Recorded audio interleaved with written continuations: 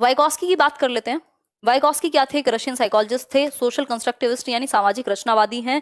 समाज और संस्कृति, ये कहते हैं जरूरी नहीं है आप एज के अकॉर्डिंग ही सीखेंगे, जैसे प्याजे कहते हैं, ये भी कंस्ट्रक्टिविस्ट हैं, रचनावादी ही हैं, प्याजे भी रचनावादी हैं, बट ये सोशल कंस्ट्रक्टिविस्ट हैं, प्याजे रेडिकल कंस्ट्रक्टिविस्ट हैं। ये वर्ड्स आप याद रख सकते हैं, ठीक। सोशियो कल्चरल एस्पेक्ट, ये कहते हैं समाज और संस्कृति।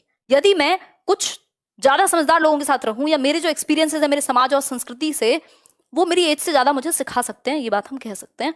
ऐसा वाइगॉस्की मानते हैं। जरूरी नहीं है कि उम्र ज्यादा होने पे ही एक व्यक्ति कुछ सीख पाएगा। इन्होंने देखा इनके बच्चे, बेसिकली इन्होंने ऑब्जर्व किया कि यदि इंटरेक्ट करें हम सोसाइटी और समाज से, वो जो बात कही जाती है ना कि जो आप एवरेज हैं उन 5 लोगों का जो जिनके आसपास आप रहते हैं, जो आपका सर्कल है, उसका सिंपल सा मतलब है कि हमारा समाज, हमारी संस्कृति, हमारे ऊपर हमारा एनवायरमेंट प्रभाव डालता है। ठीक है बात। इनकी थियरी का नाम ही है सोशियो कल्चरल अप्रोच। देखो 3 चीजें याद रखना वाइगॉस्की के टर्म में, SCL, BPL से SCL याद कराया था।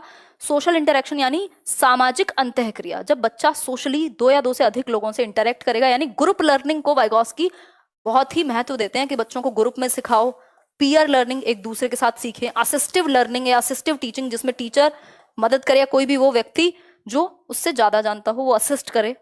भाषा को इन्होंने टूल बताया है, लैंग्वेज को ग्रेटेस्ट टूल बताया, व्यक्ति का सबसे बड़ा टूल। कल्चर यानी संस्कृति, जो हमारी विरासत चली आ रही है वो भी हमें, सांस्कृतिक विरासत, वो भी हमें बहुत कुछ सिखाती है। ठीक हो गई बात? ये एक बेसिक सी बात है। अब इनकी लैंग्वेज के बारे में इनके विचार पढ़ लेते हैं, आता है कई बार। वाइगॉस्की ने ये माना कि लैंग्वेज डेवलप होती है सोशल इंटरेक्शन से, यानी सामाजिक अंतःक्रिया से। भाई अगर हम समाज के साथ इंटरेक्ट ही ना करें तो कोई लैंग्वेज नहीं है। एक बच्चे को आपने हमेशा अकेला ही रखा, उसको बोलना कहाँ से आएगा? वो जो मोगली था, उसने तो, आपने मूवी देखी होगी जानवर वाली, वो सीख ली। तो कह सकते हैं कि सोशल इंटरेक्शन से हमारी लैंग्वेज डेवलप होती है। और लैंग्वेज एक व्यक्ति के लिए क्या है? ग्रेटेस्ट टूल है, सबसे बड़ा यंत्र है। इसके द्वारा हम अपने कम्युनिकेशन कर पाते हैं आउटसाइड वर्ल्ड के साथ, और संज्ञान का, आप भी अपनी समझ का निर्माण कर पा रहे हैं क्योंकि मैं भाषा का प्रयोग कर रही हूँ और आप उधर से कमेंट में भाषा का प्रयोग कर रहे हैं। ठीक हो गई बात? आगे बढ़ेंगे नेक्स्ट क्वेश्चन पे।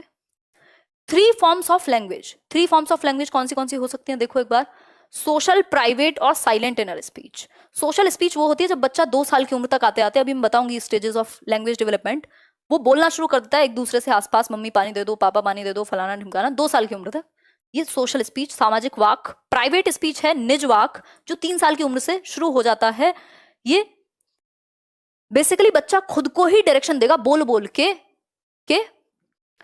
मान लो उसको कोई गाड़ी ठीक करनी है, अरे ये वाला कहाँ गया, ये वाला नहीं, ये वाला लगाना था, ये तो ऐसे चलेगी, छुक छुक छुक छुक, क्या हो गया इसको, बैटरी कहाँ है इसकी, मतलब खुद से ही बातें करेगा बोल बोल के। इसको प्राइवेट स्पीच कहते हैं। 3 साल की उम्र में आ जाती है। और इसको इन्होंने बहुत इंपॉर्टेंट बताया है, जबकि प्याजे ने इसी को ईगो सेंट्रिक स्पीच कहा है, जो 2 से 6 वर्ष के बीच में आएगी प्री ऑपरेशनल में, और उन्होंने कहा है कि ये बहुत काम की नहीं है। ठीक। साइलेंट इनर स्पीच की यदि मैं बात करूं तो ये आपकी एक ऐसी स्पीच है जब आप मन में, अभी मैं मन में क्या सोच रही हूँ आपको नहीं पता, बात तो कर रही हूँ मैं खुद से, यानी साइलेंट इनर स्पीच हो गई। 7 साल की उम्र तक ये आ जाती है। जब अंडरग्राउंड चली जाए प्राइवेट स्पीच, अंदर ही चली जाए, बाहर बोलने की जरूरत ना पड़े, इसी को हम साइलेंट इनर स्पीच कहते हैं। 3 टाइप्स ऑफ स्पीच यही थे। अब 3 और इंपॉर्टेंट चीजें हैं, वाइगॉस्की खत्म हो जाएंगे, ऑलमोस्ट खत्म की ओर ही हैं हम, अभी तो नहीं, अभी तो 1 घंटा और लगेगा मुझे लग रहा है। देखो एक बार, अगर मैं बात करूं जोन ऑफ प्रॉक्सिमल डेवलपमेंट यानी ZPD, ये वो दायरा है जहां बच्चे का मैक्सिमम डेवलपमेंट या प्रॉक्सिमल डेवलपमेंट, संभावित विकास हो सकता है, ये वो दायरा है। बट अकेले नहीं, किसी की मदद अगर उसको मिल जाए तो। स्कैफोल्डिंग क्या है? स्कैफोल्डिंग ढांचा या मदद कहते हैं, इसको टेम्परेरी हेल्प करेंगे। जैसे आपने साइकिल चलाना सीखा होगा, साइकिल चलाना आपके जोन ऑफ प्रॉक्सिमल डेवलपमेंट में था, आपके दायरे में था, सीखने के संभावित विकास के क्षेत्र में था कि आप साइकिल चलाना सीख लेंगे। अब सीखेंगे कैसे? अकेले नहीं, अकेले हो सकता है आप पकड़ते हो और गिर जाते हो। ठीक, तो किसी की मदद से, स्कैफोल्डिंग, जब टेम्परेरी हेल्प आपको मिले, पीछे से कोई पकड़ेगा, आप चलाएंगे, फिर वो धीरे धीरे छोड़ता जाएगा जैसे जैसे आप खुद करते जाएंगे, मतलब टेम्परेरी हेल्प। ऐसा थोड़ी आपको साइकिल चलानी आ गई और एक व्यक्ति पीछे ही दौड़ रहा है हमेशा से, नहीं है पॉसिबल।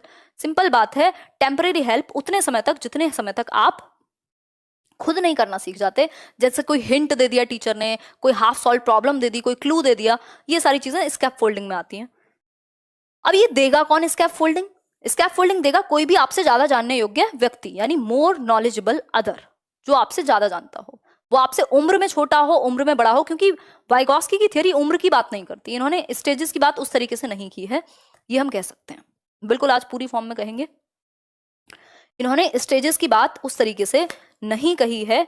तो ये कहते हैं कि चाहे आपसे छोटा हो चाहे आपसे बड़ा हो, अगर ऐसा होता तो शायद आप में से 60% लोग मुझसे काफी बड़े हैं, 25 से 34 साल के लोग हैं जो चैनल पे 60% से ज्यादा लोग हैं, तो कोई अधिकार नहीं होता मुझे यहाँ आने का। बट अगर किसी एक विशेष क्षेत्र में कोई छोटा भी आपसे ज्यादा जानता है तो आप सीख सकते हैं, है ना। आजकल माँ बाप बहुत अच्छा एग्जाम्पल है, उनको फोन चलाना नहीं आता, बच्चों को फोन चलाना आता है, बच्चे मोर नॉलेजेबल अदर बन जाते हैं उनके लिए, उनको सिखा देते हैं, तो वो मोर नॉलेजेबल अदर हो गए। एज का कोई मतलब नहीं है, बस मतलब इतना है जिस पक्ष को वो सीख रहे हैं उस पक्ष को, कोई कह रहा है 36 ईयर्स, बहुत बढ़िया, उस पक्ष में वो बेहतर हो। तो मेरी सीडी भी बेहतर है, मुझे फर्क नहीं पड़ता मेरी रीजनिंग खराब है तो, वैसे रीजनिंग खराब नहीं है बट मैथ्स अगर बहुत टच में नहीं है तो, है तो हो सकता है आप मुझे रीजनिंग सिखा सकते हो और मैं आपको सीडीपी सिखा सकती हूँ, तो मैं मोर नॉलेजेबल बन गई, आपकी मोर नॉलेजेबल अदर बन गई।